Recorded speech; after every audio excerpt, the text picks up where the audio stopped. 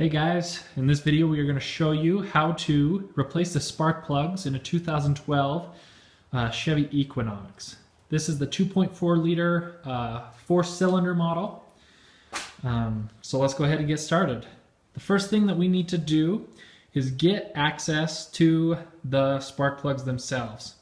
So when you open the hood, it should look something like this. You've got a couple boxes and plastic pieces that are covering the spark plugs themselves. So the first thing that we need to do is get these out of the way.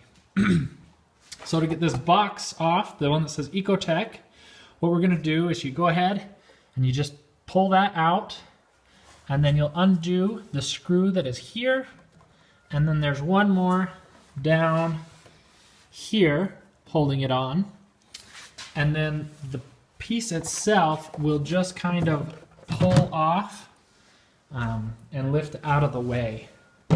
You can set that there on the ground. So you can see it was held on these two metal posts. So that's what's holding it on. Once you undo the screw down here, over here, and pull this cord.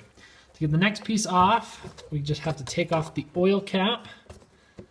And you can just set that out of the way for now.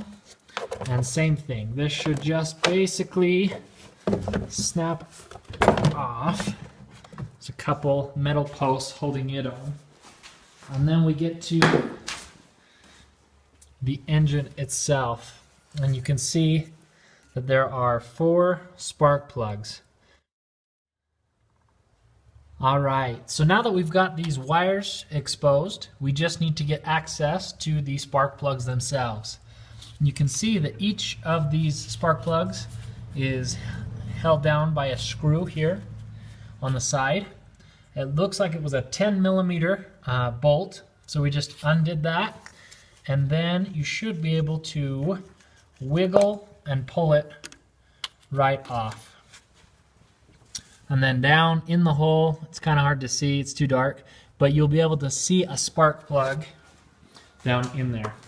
So you'll go ahead and get your spark plug socket, put it down in over the spark plug, and then with your socket, you'll be able to just loosen that out. If you've been driving the car and they're hot, I would be extremely careful. These may have expanded. You may need to let the engine cool down. Whatever you do, don't force it. You don't want to break the spark plug off in the engine, or you're going to have some serious problems. So don't force it too hard. And we'll go ahead and get this backed out. Okay, so we've got the first spark plug out, and as you can see, it's pretty worn. It's pretty black on the tip, and the top is all kind of brown and crusty. Definitely time for these things to be replaced. I'm replacing them with the Autolite Iridium XP. You can head down to your AutoZone or O'Reilly. Any auto parts store should be able to get you some appropriate spark plugs and get you the right ones that are pre-gapped and take care of you. So what we're going to do is we're going to go ahead and take a new spark plug and install it down in where we took the old one out of. So we'll go ahead and get So here is the new spark plug. You can see that the tip is a lot cleaner. It's obviously brand new. Don't have any of those issues. So we're going to go ahead and install this. If you want, you can talk to your auto parts store about getting some thread compound that will help it not seize up and make it easier to take out. I wasn't too worried about it, so I'm just going to go ahead and put it back in. We'll go ahead and put it here in the socket.